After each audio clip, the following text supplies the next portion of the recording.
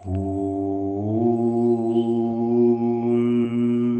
ശ്രീനാരായണ പരമഗുരവേ നമഃ. ആത്മോപദേശ ശതകം. മന്ത്രം 28.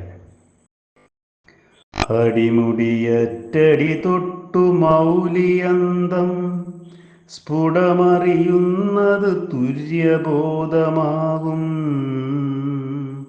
ജഡമറിവീലതു ചിന്ത ചെയ്തു ചൊല്ലുന്ന ഇടയിലിരുന്നറിവല്ലറിഞ്ഞിടേണം.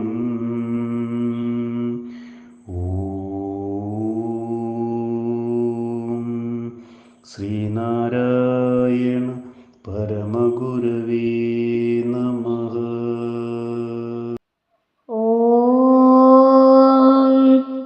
ആത്മോപദേശ ശതകം. മന്ത്രം 28 അർത്ഥം ഇപ്രകാരമാകുന്നു. ചുവടും തലപ്പുമില്ലാതെ അടിതൊട്ടു തലയറ്റം വരെ വ്യക്തമായി അറിയുന്നതാകുന്നു തുര്യബോധം. ജഡം അതിനെ അറിയുന്നില്ല.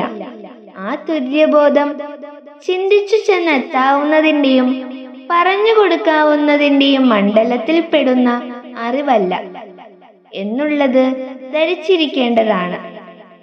ഓം ശ്രീനാരായണ പരമഗുരവേ നമഃ.